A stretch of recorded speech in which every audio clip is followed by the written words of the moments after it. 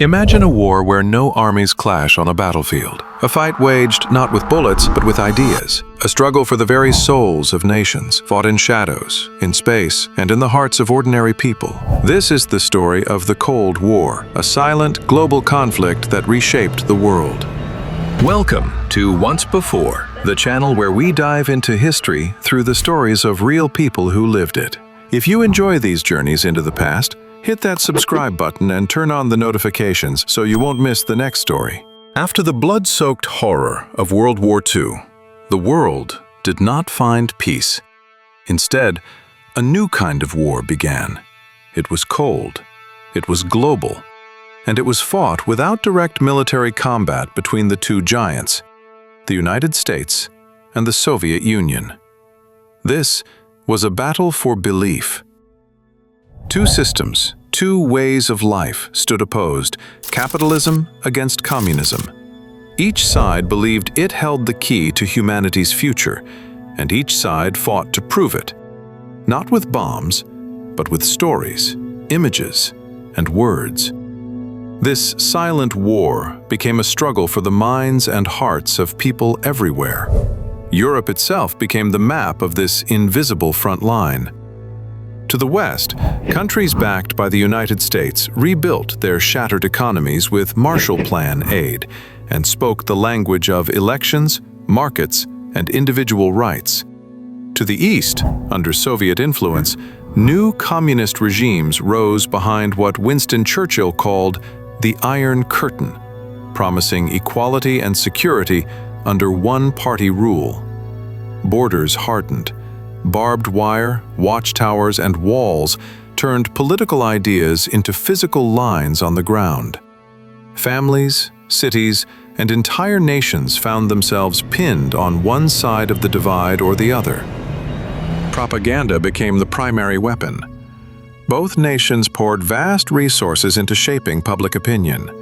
They aimed to paint their own system as a paradise, full of virtues and advantages, and to demonize the other side, tearing down its image piece by piece. In the Soviet Union, propaganda posters often glorified the strong worker and collective farm, painting a picture of socialist utopia while demonizing Western decadence.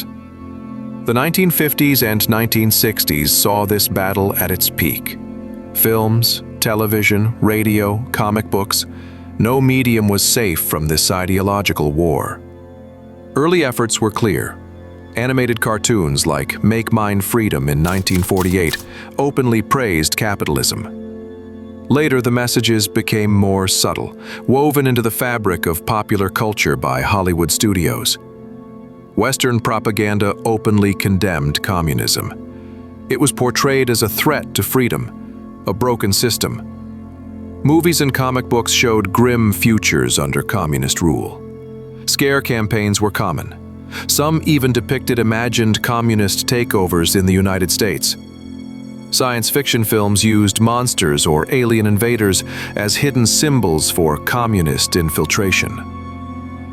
Meanwhile, American television in the 1950s worked to promote a different message. It pushed conservative family values. It celebrated the bright, prosperous image of American life. Every story, every character, carried a hidden meaning. The fight was on for what people believed was right, good, and true. This battle of ideas extended to the very concept of human rights. The Soviet Union pushed a state-centric view. It emphasized positive rights from the government, healthcare, housing, education. Collective well-being came before anything else. But individual freedoms, civil and political rights, these were often crushed, leaving citizens without basic avenues for protest or self-expression. Political repression was severe, with terror and hardship common under high Stalinism. Countless individuals faced imprisonment, forced labor, or worse, for questioning the state. Official atheism was enforced. The USSR even refused to sign the 1948 Universal Declaration of Human Rights. They feared it would give Western powers a tool to interfere. Yet the Soviets still used the UDHR's words to criticize issues in the West, like racial segregation in America. This deep ideological rift led the UN to split human rights into two separate treaties in 1966, one for civil and political rights, one for economic and social. Two worlds, two definitions of freedom. The divide soon took on a heavily armed shape. In 1949, the United States and its Western allies formed NATO, a military pact built on one promise: an attack on one would be treated as an attack on all. The message to Moscow was unmistakable. In 1955, the Soviet Union answered with the Warsaw Pact, binding Eastern European armies into a single Soviet-led command. Tank divisions, fighter squadrons, and missile bases spread across both alliances like pieces on a loaded chessboard.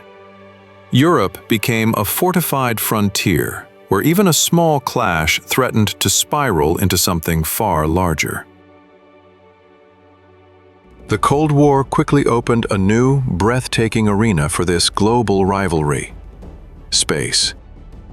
The space race was born from the desire to prove which system, communism or capitalism, was truly superior. It was a fight for prestige, a display of unmatched technological power. But it was also a deadly serious military competition. Rockets developed for space travel could also launch missiles across continents. Satellites could spy on enemies from orbit. The race began with both sides building long-range rockets after World War II. The Soviet Union took an early lead. They launched Sputnik, the first satellite, in 1957. Then came the first living being in space. The first human to orbit Earth. The first human to spend a full day in space. Even the first object to hit the moon. Each Soviet first sent shockwaves through the West. America responded by bringing in German and Austrian rocket scientists through Project Paperclip. This program, despite its dark past linked to Nazi records, powered American rocket development. The U.S. launched Project Mercury to send humans into space. Then Project Gemini to practice space maneuvers for lunar landings. Finally, Project Apollo. In 1969, America achieved its impossible dream, landing the first human on the moon. A clear victory in the race to lunar supremacy. Beyond the rockets and propaganda, the Cold War was fought with soft power. The United States used cultural diplomacy as a key strategy. It was a direct answer to the Soviet Union's gigantic propaganda offensive. President Eisenhower created an emergency fund in 1954. He signed an act in 1956 to formalize U.S. commitment to cultural presentations abroad. The goal? To foster international understanding based on truth. Before 1938, the U.S. government had no such programs. But by 1959, over 140 groups of American artists and athletes had traveled to more than 90 countries. Jazz musicians became powerful ambassadors. Dizzy Gillespie, Benny Goodman, Louis Armstrong, they brought America's vibrant, fresh music to the world. Jazz was called American folk music that transcends barriers. Martha Graham's Modern Dance Company toured Asia, showing America's cultural depth. Even the New York Philharmonic, led by Leonard Bernstein, visited the Soviet Union in 1959. They honored Russian artists like Boris Pasternak and Dmitry Shostakovich, who had been silenced by their own government. Sports competitions also became arenas. The Olympic Games in particular often turned into proxy battles, such as the boycotts of 1980 and 1984. Each side tried to show its system's superiority through athletic prowess. Even education became a tool. Schools instilled patriotic values. Students practiced civil defense drills. They learned how to survive a nuclear attack that they hoped would never come. But the Cold War had another, darker side. The world of spies. This was a war fought in whispers, in hidden rooms, and across divided borders. April on the calendar saw a flurry of secret activities. High-profile Soviet intelligence officers defected to the West, like Viktor Kravchenko in 1944 or Vladimir Petrov in 1954, bringing priceless secrets. Yuri Nosenko in 1964, Vasily Mitrokhin in 1992. Their names became synonymous with betrayal and truth. Some, like Nikolai Kokhlov, even revealed KGB assassination plots in 1954. On the other side, arrests were common. Ethel and Julius Rosenberg were sentenced for espionage in 1951. Stasi agent Gunter Guillaume's arrest in 1974 even led to a chancellor's resignation in West Germany. CIA officer Aldrich Ames in 1994. FBI agent Earl Edward Pitts in 1997. No side was immune to spies in its ranks.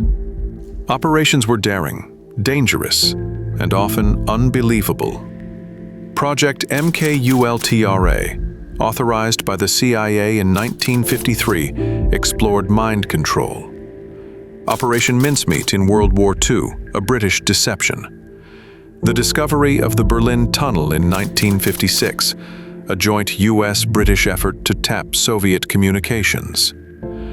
Project Azorian in 1974, a secret mission to recover a sunken Soviet submarine.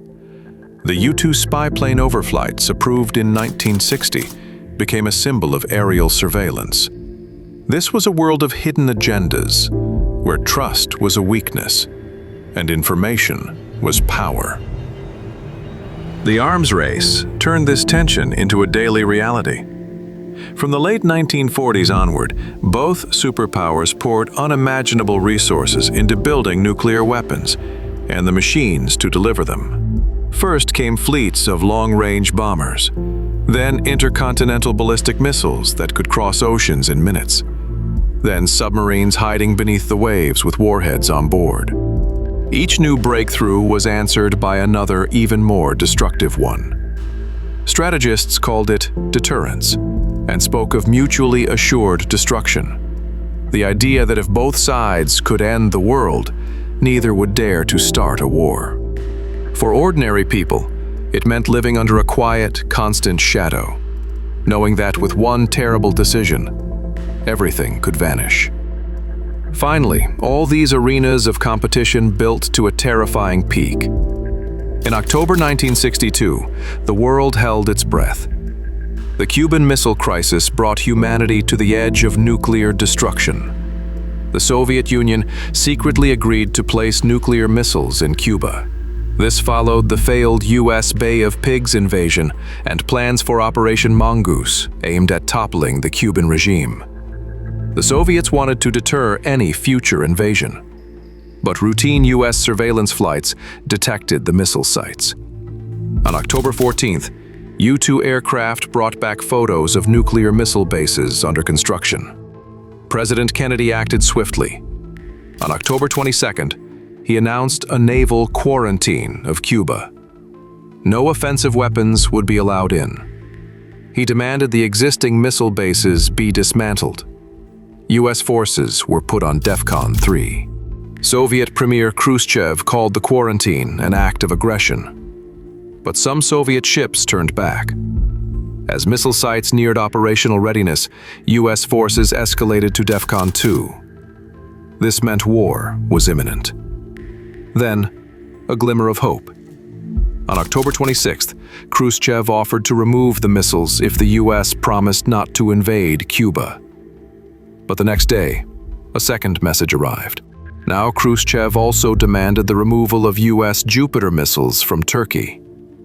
The same day, a U.S. U-2 jet was shot down over Cuba. The world teetered. The U.S. chose to respond only to the first offer. Privately, Attorney General Robert Kennedy informed the Soviet ambassador that the Jupiter missiles would be removed from Turkey soon. On October 28th, Khrushchev publicly announced the dismantling and removal of Soviet missiles. The immediate crisis was over. The quarantine lasted until November 20th. The Jupiter missiles were removed in April 1963. This near-nuclear conflict forced both superpowers to reconsider. It led to the hotline, a direct telephone link between Washington and Moscow, and it spurred initial steps towards a nuclear test ban treaty. Even as the Cold War raged, not everyone in the Soviet bloc accepted the official narrative. From the early 1960s, an internal dissident movement grew in the USSR. Brave individuals used samizdat, self-publishing, to spread forbidden ideas. They wrote open letters advocating for freedom of expression and other human rights. They faced harsh crackdowns, arrests, banishment, exile. The 1975 Helsinki Accords, which included human rights provisions, gave these dissidents new hope. Monitoring groups like the Moscow-Helsinki Group formed. This intensified friction between East and West. Western nations accused the Soviets of ignoring the human rights promises in the Accords. The crackdowns continued. But the seeds of change were sown. Later, Mikhail Gorbachev's reforms, glasnost, openness, and perestroika, restructuring, meant to save the Soviet system, actually exposed widespread dissatisfaction. Independent groups formed, advocating for more rights. These voices of dissent ultimately contributed to the Soviet Union's collapse in 1991. The shift in space exploration from fierce competition moved towards cooperation. American and Soviet, later Russian programs began working together, dreaming of a permanent human presence in space. The direct communication line, the hotline, ensured global leaders could talk quickly in a crisis. The Test Ban Treaty was a first step back from the nuclear brink. Even economic competition, a feature of U.S. foreign policy for decades, began to shift. Historically, even during the Cold War, the U.S. protected domestic interests with tariffs and quotas. The post-Cold War era under Clinton initially focused on commerce. But global realities soon reminded leaders that non-economic threats, terrorism, weapons proliferation, regional conflicts, were still very real. An excessive focus on just commercial victory could neglect dangers to global stability. The world slowly regained a new balance, acknowledging that not all threats were economic. This era also saw the rise of new global alliances and the challenge of integrating former adversaries into a new world order. The Cold War left deep scars, but it also taught hard lessons. It showed the power of ideas, the terror of unchecked rivalry, and the urgent need for even sworn enemies to find a way to talk. Thanks for watching. If this story moved you, give the video a like, and don't forget to subscribe to Once Before for more journeys into the darker corners of history. Until next time, remember, the past isn't gone. It's waiting to be told once before.